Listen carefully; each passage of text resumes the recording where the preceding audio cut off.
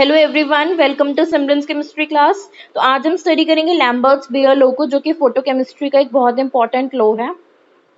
ये जो लॉ है दो लॉ से मिलके बना है। सबसे पहले हमारे पास लैम्बर्ट्स लॉ और दूसरा है हमारे पास बेयर लॉ, कि अगर हम इन दो लॉज को कंबाइन करेंगे तब जाके हमें लैम्बर्ट्स बेयर लॉ मिलेगा। तो इन दोनों लॉज को स्टडी करने से पहले हमें कुछ बातों का पता होना चाहिए। तो सबसे पहले वो देखते हैं। सपोज हमारे पास कोई ट्यूब है, इसके अंदर हमने सोल्यूशन को फिल किया है।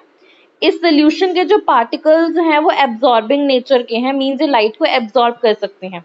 और इस ट्यूब की पाथ लेंथ हमने मान ली कि L पाथ लेंथ है, और ये जो स्पीशीज हैं जो लाइट को एब्जॉर्ब कर रही हैं, इनकी कॉन्सेंट्रेशन हमने C सपोज कर ली। तो इस ट्यूब पे हमने I0 इंटेंसिटी की लाइट को इंसिडेंट किया। तो जो पार्टिकल्स हैं ये कुछ लाइट को तो एब्जॉर्ब कर लेंगे और बाकी के लाइट को इंसिडेंट कर देंगे, ट्रांसमिट कर देंगे। तो ये जो ट्रांसमिटेड लाइट होगी जिसकी इंटेंसिटी I है, वो इंटेंसिटी ऑफ इंसिडेंट लाइट से कम होगी, बिकॉज ये जो पार्टिकल्स हैं वो लाइट को एब्जॉर्ब कर रहे हैं। तो इसी के बीच में एक्सप्रेशन दिया था, मींस I0 और I के बीच में, कि यहाँ से यहाँ तक जाने में कितनी इंटेंसिटी डिक्रीज हुई है। इसी के बारे में हमें लैम्बर्ट्स लॉ ने और बियर्स लॉ ने बताया था। तो लैम्बर्ट्स लॉ ने क्या कहा था कि I0 से I तक जाने में जो इंटेंसिटी डिक्रीज हो रही है वो प्रोपोर्शनल है DL के, मींस पाथ लेंथ के, कि जितनी ज्यादा पाथ लेंथ होगी ट्यूब जितनी ज्यादा लंबी होगी उतना ही ज्यादा जो है वो इंटेंसिटी में डिक्रीमेंट आएगा, राइट।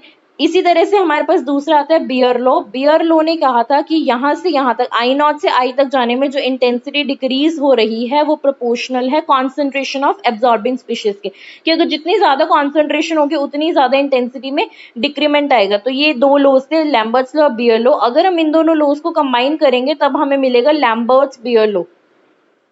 लैम्बर्ट्स बियर लॉ, और according to Lambert's Beer law जो डिक्रीज इन इंटेंसिटी है वो किसके प्रोपोर्शनल होगी, वो CDL के प्रोपोर्शनल होगी। हमने सिर्फ इन दोनों लॉज को कंबाइन किया है। अब हम इस लॉ को, लैम्बर्ट्स बियर लॉ को लेंगे, इसको थोड़ा सा मॉडिफाई करेंगे और इंपॉर्टेंट एक्सप्रेशन फाइंड आउट करेंगे। तो हमारे पास क्या आया, -DL/I is proportional to CDL, right. अब हम इस प्रोपोर्शनैलिटी को हटा के कांस्टेंट लगाएंगे विच इज K। अब हम इसको इंटीग्रेट करेंगे। इंटीग्रेशन की लिमिट्स होगी I0 टू I, बिकॉज ये थी इनिशियल इंसिडेंट इंटेंसिटी, और इसके बाद इस साइड पे K कांस्टेंट है, कॉन्सेंट्रेशन कांस्टेंट है। DL को इंटीग्रेट करेंगे फ्रॉम 0 टू L। तो सबसे पहले अगर हम इस बात, यहाँ पे नेगेटिव साइन भी है, अगर हम इसको इंटीग्रेट करेंगे तो हमारे पास आएगा natural log I, limits will be from I0 to I is equals to KCL from 0 to L। अब जब हम इसमें लिमिट पुट करेंगे तो माइनस हमने बाहर रख दिया, natural log upper limit minus lower limit is equals to KCL। Negative sign को अंदर लेके जाएंगे तो natural log I0 minus natural log I will be equal to KCL, और इसको हम लिख सकते हैं natural log I0 by I is equals to KCL। Natural log to common log में लेके आएंगे तो हमें 2.303 से मल्टीप्लाई करना पड़ेगा, this will be equal to KCL।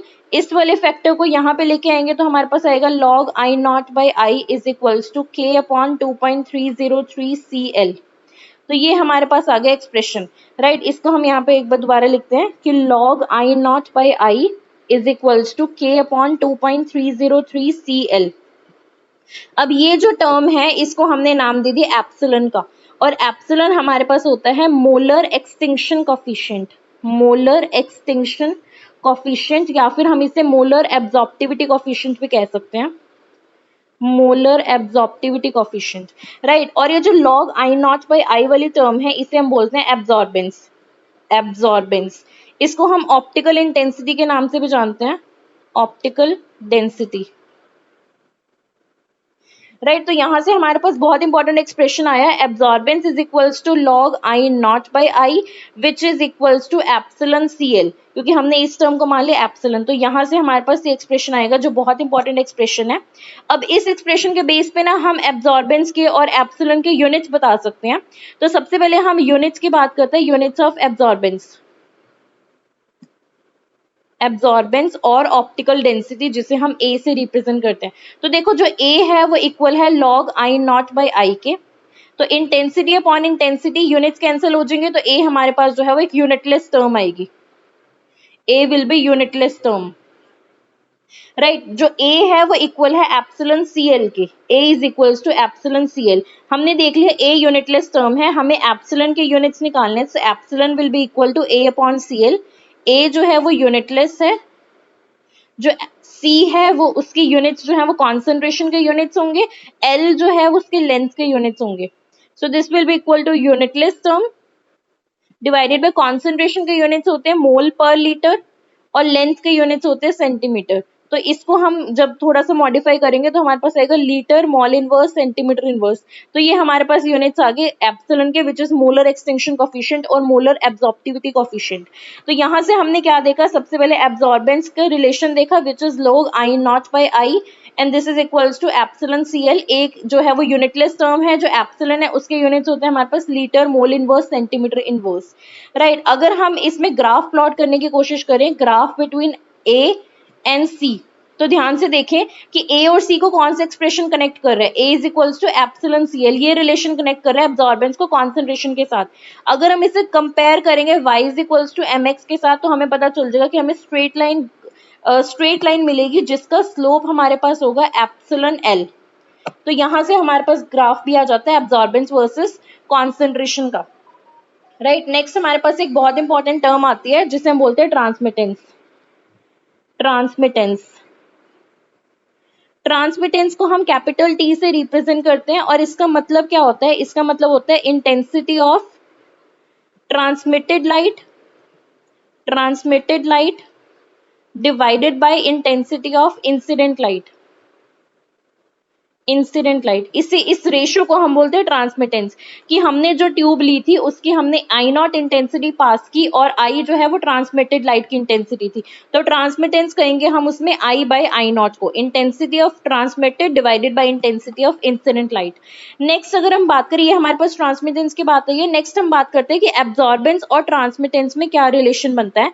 तो देखो हमें पता है ए जो था वो log आई नॉट बाय आई के इक्वल था और हमारे पास t जो है वो i बाई आई नॉट के इक्वल है। तो यहां से हम ये कह सकते हैं इस एक्सप्रेशन से कि I naught by I will be equal to 1 upon T, और इसी वाली टर्म को जब हम इसमें पुट कर देंगे तो हमारे पास आएगा a is equals to log 1 upon T.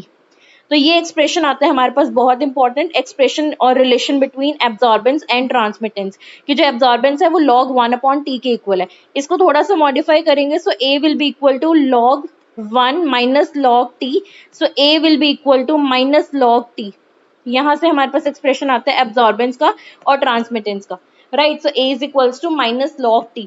Next हम बात करते हैं कि और किस तरह से हम इसके बीच में रिलेशन निकाल सकते हैं। अगर हमने इस एक्सप्रेशन को यूज करके ट्रांसमिटेंस की वैल्यू निकालनी है तब वो क्या आएगी, तो देखो हमारे पास a जो होता है वो हमारे पास इक्वल होता है एप्सिलॉन सीएल के, तो epsilon CL will be equal to minus log t। हमें t की वैल्यू, बेसिकली हमें क्या करना है, हमें ग्राफ प्लॉट करना है ट्रांसमिटेंस वर्सेस कॉन्सेंट्रेशन का। उसके लिए हमें ट्रांसमिटेंस और कॉन्सेंट्रेशन को कनेक्ट करना पड़ेगा, वो कनेक्ट हम करेंगे एब्जॉर्बेंस की हेल्प से। ये रिलेशन हम निकाल चुके हैं, यहाँ पे एब्जॉर्बेंस की वैल्यू पुट कर दी और हमने t की वैल्यू निकालनी। यहाँ से जब हमें t की वैल्यू निकालनी होगी तो हम log जो होता है वो बेस 10 होता है, तो t will be equal to 10 raise to the power minus epsilon CL. तो यहाँ से हमारे पास ट्रांसमिटेंस और कॉन्सेंट्रेशन के बीच में एक्सप्रेशन रिलेशन पता चल गया। अगर हमें कर्व ड्रॉ करना होगा तो वो इस तरह का कुछ एक्सपोनेंशियल कर्व आएगा, curve between transmittance and concentration. Right तो ये हमारे पास हो गया ट्रांसमिटेंस के बारे में। अगर हम नेक्स्ट बात करें कि परसेंटेज ट्रांसमिटेंस और परसेंटेज एब्जॉर्बेंस क्या होती है, परसेंटेज एब्जॉर्बेंस, तो देखो हमें पता है a जो था वो log 1 अपॉन टी था। अगर हम परसेंटेज एब्जॉर्बेंस की बात करेंगे तो वो होगा log 100 बाई टी, क्योंकि परसेंट का मतलब होता है बेस 100 लेना। राइट तो percentage a will be equal to log 100 minus log t, so this will be equal to 2 minus log t। तो यहां से हमारे पास एक्सप्रेशन आ गया परसेंटेज a का। राइट नेक्स्ट हम बात करते हैं कुछ इंपॉर्टेंट प्रॉपर्टीज की, जिसमें सबसे पहले आएगा कि जो एब्जॉर्बेंस होती है वो एडिटिव नेचर की होती है। Absorbance is additive in nature and transmittance is multiplicative in nature. Transmittance is multiplicative in nature. इसका क्या मतलब है, सपोज हमारे पास यही कोई ट्यूब थी, इसके अंदर जो है स्पीशीज जो एब्जॉर्ब कर रही है लाइट को, वो एक से ज्यादा स्पीशीज प्रेजेंट है, तो जो एब्जॉर्बेंस होगी, ओवरऑल एब्जॉर्बेंस होगी, वो उन सब एब्जॉर्बेंसेस के, इंडिविजुअल पार्टिकल्स के, इंडिविजुअल स्पीशीज के एब्जॉर्बेंस के सम के इक्वल होगी, राइट। इसे हम इस तरह से भी देख सकते हैं कि देखो पाथ लेंथ तो ट्यूब की एल ही रहेगी, so A will be equal to summation epsilon I C I L. L same रहेगा, डिफरेंट स्पीशीज के लिए मोलर एक्सटिंक्शन कोएफिशिएंट और कॉन्सेंट्रेशन डिफरेंट होगी, तो इसे हम लिख सकते हैं L epsilon 1 C1 plus epsilon 2 C2 and so on. तो ये हमारे पास एक्सप्रेशन आ गया कि डिफरेंट, अगर किसी स्पीशीज में, किसी ट्यूब में एक से ज्यादा ऐसे स्पीशीज हो जो लाइट को एब्जॉर्ब कर रही हो, उन सबके डिफरेंट एब्जॉर्बेंस का जो सम होगा वो ओवरऑल एब्जॉर्बेंस के इक्वल होगा। नेक्स्ट है हमारे पास कि जो ट्रांसमिटेंस होता है वो मल्टीप्लिकेटिव नेचर का क्यों होता है, तो देखो हमें पता है ए जो होता है वो log 1/t होता है, और हमें ये भी पता है सपोज मेरे पास दो स्पीशीज है जिनके एब्जॉर्बेंस का सम A1 प्लस A2 है। अब जो A है उसे मैं ट्रांसमिटेंस के टर्म में लिख सकती हूँ log 1/t, और A1 को मैं लिख सकती हूँ log 1/T1, A2 को मैं लिख सकती हूँ log 1/T2। यहाँ से इस एक्सप्रेशन से क्या आएगा, इसको हम लिख सकते हैं minus log t, this will be equal to minus log T1 minus log T2। इसको हम मॉडिफाई करेंगे तो इसको किस तरह से लिख सकते हैं, minus log t is equals to, negative sign common लेंगे तो log T1 T2, और यहाँ से इसको लिखेंगे log t will be equal to log T1 T2, और इसको सॉल्व करेंगे तो t will be equal to T1 T2।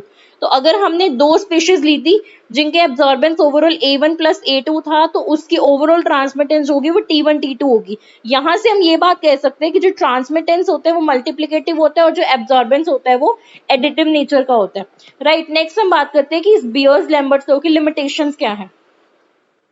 Next is limitations of Lambert's Beer law. Limitations of Lambert's Beer law. तो देखो सबसे पहली बात, अगर मैं ग्राफ की बात करूं, लैम्बर्ट्स बियर लॉ ने क्या बोला था, A is equals to epsilon CL, तो एब्जॉर्बेंस वर्सेस कॉन्सेंट्रेशन का इस तरह का ग्राफ आता है, बट हायर कॉन्सेंट्रेशन पे जो ग्राफ होता है वो डेविएट करता है, इसे हम बोलते हैं डेविएशन। ये स्ट्रेट लाइन ना होके थोड़ा सा अपने पाथ से डेविएट कर जाता है।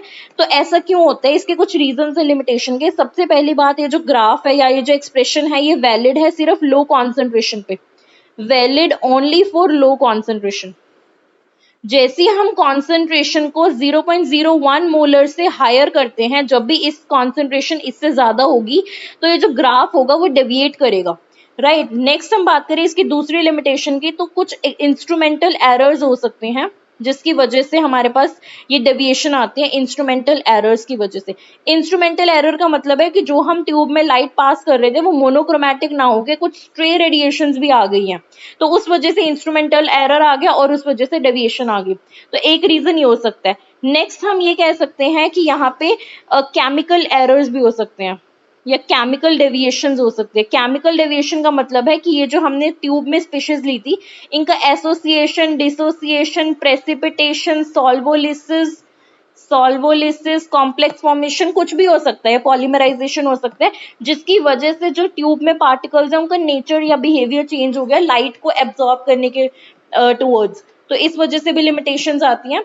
तो this is all about Beer's Lambert's law. अगर हम इसको समराइज करें, लैम्बर्ट्स बियर लॉ को अगर हम समराइज करें तो हम क्या कह सकते हैं कि A is equals to epsilon CL, एक ये रिलेशन आया where A is equals to log I0 by I, और एक हमारे पास टर्म होता है transmittance which is log 1 upon transmittance is I by I0, और ट्रांसमिटेंस और एब्जॉर्बेंस में relation is absorbance is equals to log 1/t, और हमारे पास एक्सप्रेशन आता है अगर हम परसेंटेज एब्जॉर्बेंस की बात करें तो वहां log 100/t आ जाएगा। नेक्स्ट हमने देखा कि जो एब्जॉर्बेंस होती है वो एडिटिव नेचर की होती है, लेकिन जो ट्रांसमिटेंस होती है वो मल्टीप्लिकेटिव नेचर की होती है, रीजन हम देख चुके हैं। नेक्स्ट हमने बात की कि जब हम कर्व ड्रॉ करते हैं एब्जॉर्बेंस वर्सेस कॉन्सेंट्रेशन का, तो वो स्ट्रेट लाइन ना आके कुछ कॉन्सेंट्रेशन के बाद उसमें डेविएशन शो होने लग जाती हैं, वो डेविएशन हाई कॉन्सेंट्रेशन पे आती हैं, और कुछ इंस्ट्रूमेंटल एरर्स या कुछ केमिकल डेविएशंस की वजह से भी वो जो एरर्स हैं वो आ सकते हैं, right. So this is all about Beer's Lambert's law. So I hope कि आज की वीडियो क्लियर होगी। If you guys like our video then please subscribe to our channel. Thank you so much.